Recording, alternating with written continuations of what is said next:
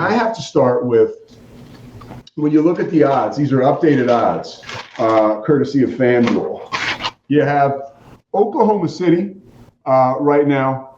There it is right there. Thank you very much. The Thunder, they're the favorite to win the NBA Finals right now. The Knicks at plus 450. You see right there the T-Wolves at plus 575. And you've got the Indiana Pacers. Now, the Pacers are the long shot right now at plus 750. Now, I look at this and I think, wow, how much has changed, right? With the Knicks beating the Celtics. Remember, I think the Knicks were a 9 or 10 to 1 before that series opened. And obviously they won in 6 in brilliant fashion on Friday night. So things change so quickly. I love the Pacers as a long shot. I mean, you throw a little money on Indiana, you put $200 on them, maybe you win $1,400. I think they have a good as chance as anyone to win the finals. I think OKC is another one of those teams where it's like, man, under the radar, but not really, right? Under the radar to schleps like me. But as far really as you look at the around the world and around the NBA, Oklahoma City is very deserving of their shot right now. And what they did to Denver and Jokic, I mean, obviously watching over the weekend, it's pretty obvious that Denver needs help. And, you know, is Jokic going to get it? We will find out. You know, this is going to be now the 7th year in a row. We have a brand new champion here. Okay. The 7th year in a row, we have a brand new champion in the NBA.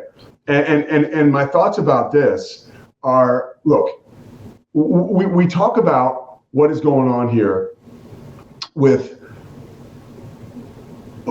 parity. And everybody was so worried years ago, hey, what are we going to do about the fact that we've got these super teams that are becoming aligned, right? You could talk about the Heatles, right? With LeBron, D Wade, of course, Chris Bosh, and then Ray Allen coming on board. I mean, that was a super team. We talk about Golden State when you had Kevin Durant leaving Oklahoma City to go to OKC. Even what they tried to do in Brooklyn, right? And then in LA with James Harden being a part of both of those scenarios. And so the NBA has made changes to kind of wipe that out. And what it's done is it's limited the dynasty. And I'm reading this book right now. It's such a great book. I want to give it a shout out because I'm enjoying it so much. It is called The Big Time by Michael McCambridge, and basically how the 70s transformed sports in America. And it's really about sports television and major events. But one of the things that took more people or brought more people to the table as far as television and drama and what we like to see in the NBA or in the NFL or in Major League Baseball are dynasties. And now with this changeover, we're sort of losing the dynasty. And I know the NBA did it on purpose, right? There's different salary cap initiatives. Now they have the second apron, which basically is like, if you go above this number, you are going to get crushed with your luxury tax, which basically means like you have to be very careful with your salary cap. And it's just going to make it more and more difficult for these teams, right, to become superpowers and dynasties. But the issue there is, that's the best part about watching sports, are dynasties. There's nothing more compelling than looking at, okay, are the Patriots going to win this Super Bowl again, right? Are the Golden State Warriors going to win the finals again? Are the Heat going to win again? Will the Yankees win again? Like, that gets people stoked. It's just the way it is. And with parity, you could see a little bit of, as far as ratings are concerned, as far as people being driven to their television sets, right? Like, that's a situation where I'm a little disappointed in where we're headed with the NBA. Now, that being said, all right, take all that out. Right now, I would be over the moon for a Knicks Timberwolves final, right? I would love it. Anthony Edwards is a huge reason why. And of course, what we're seeing right now with the Knicks, again, right up the street, the Nova Knicks, it's pretty amazing. When you think about, by the way, Villanova's championship teams in 2016 and 2018, you know, all the guys, right? The one guy who's gone now is Dante DiVincenzo, but guess what? He's in Minnesota. They could see him in the finals, right? Also, you look at Mikal Bridges, you look at Jason Hart, you look at Brunson. Like, they're all Villanova guys.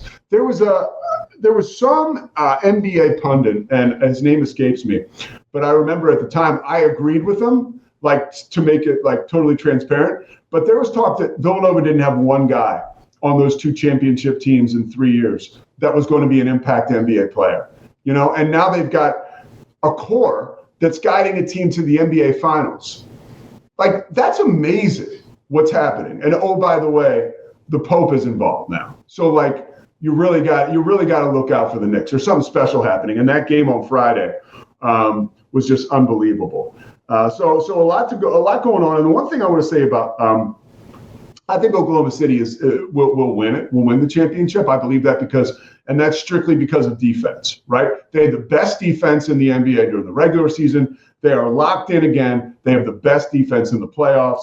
And I think Oklahoma City could be staring down the barrel of their first title. And if you look at these 4 teams, by the way, yes, has Oklahoma City, as the organization, won a championship? Yes, with the Sonics, right? But not in Oklahoma City. The Knicks, I mean, we're talking, right, like Dave the Busher, the 70s, okay? Phil Jackson was on that team. I think it was 71 or 72, the Willis Reed crew. New York will explode if they win a championship. The T-Wolves, never have I ever, right? Never won a championship. And the Pacers, nope, couple ABA rings, but nothing in the NBA. So that'll be cool, right? A new issue, a new championship team. I'm here for that. But I would love Knicks and Timberwolves. Anthony Edwards is a superstar, and I think the more and more we get to see him on a stage like that, the more and more all the world will become understanding of that. The one thing I want to say about Anthony Edwards, I've been like sitting on this, not really sitting on it, but I did a couple basketball games with Tom Crean, who was his coach at Georgia. And Tom Crean just obviously loves Anthony Edwards. But he loves Anthony Edwards not because of how good he is, but because of how hard he works.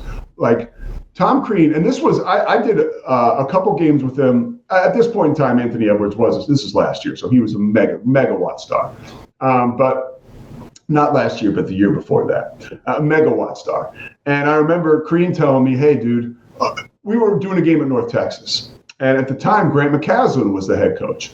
And Coach McCaslin was like, hey, I'd love for you to talk to these guys just about hard work and what it takes. And for Crean, it's real simple. I'm going to talk to these guys about Anthony Edwards because guess what? These guys are playing at North Texas right now, and I can guarantee you, not one of you, and he didn't say this, but he said it in so many words, it's quite possible not one of you has the natural skills and talents that Anthony Edwards has, right? But it's a guarantee that none of you work as hard as him. And that's the special part of Anthony Edwards that I think we're all about to fall in love with. The dude is a dog, and we know that. We see him walking the streets of LA on a victory tour after they just cleaned the clock, right, of the LA Lakers. He doesn't want to be the face of the league, but unfortunately for him, I think that's about to happen because the truth is the guy is probably the best player, if not one of the best players right now in the NBA.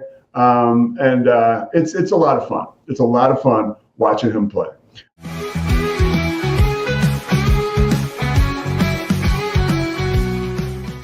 You have anything? I want to give you an opportunity. Anything on Scotty's mind?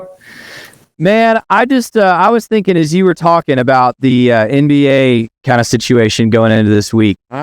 You said a statement. You said in the last 7 years we've had a brand new champion, but I just want to clarify: we've had different champions every year, but most are not brand new. The Celtics and the Lakers obviously aren't brand new. I'm so pumped. 3 of these teams could win their first championship. I know the Sonics, like you said, but for these teams, for these cities, it could be their first. And for New York, it would be their first in about 50 years. So that is actually, I could not disagree with your first point at today's show more. I think the parity is wildly fun.